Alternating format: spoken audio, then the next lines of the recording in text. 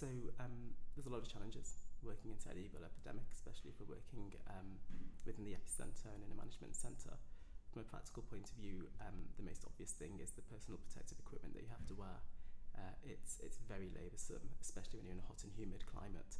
So you will be very, very hot, sweating, headaches quickly, blurred vision, goggles misting over, on top of the stress of knowing that you're in a high-risk area, and the last thing you want is to be having a headache with your goggles misting over. So when you have 70 patients, you need to really think ahead very carefully. Who do I want to see? What do I want to gain? Because you might go in thinking you're going to be there for 45 minutes. You might only last for 15. And that's a huge challenge.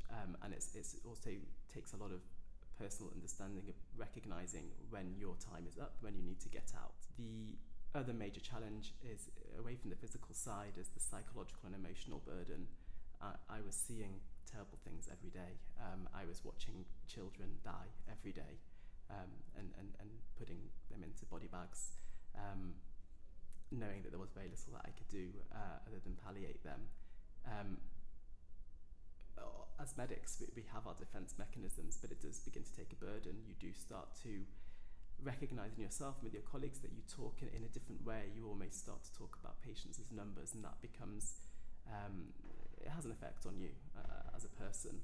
And psychologically, you are living within the epidemic. So we have this quite false way of talking about being in the high-risk area and the low-risk area, but the reality is that the situation, especially in the epicentre, is that there is no such thing as a low-risk area anymore, even when you're outside the treatment centre.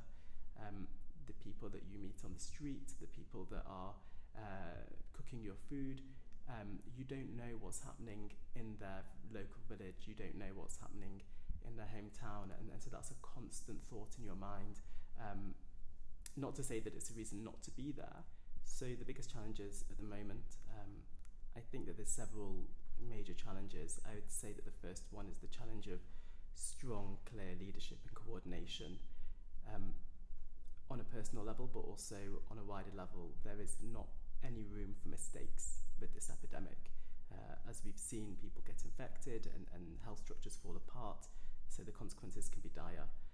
We're at a stage now where the call for more actors to be present, for military presence, has been heard, and they're coming in. But for me, my main concern is that all these actors come in, that they are properly trained, that they're responsible in the way that they're behaving, that there is a good coordination. What I'm fearful is that this turns into a humanitarian response similar to something that we've seen, say, in Haiti after the earthquake, where the region becomes flooded. There isn't coordination. You get replication of projects, but you also get projects doing different protocols and procedures, which becomes confusing for the population. You have organisations and people coming in who maybe haven't got the right level of training and can end up causing more harm than good.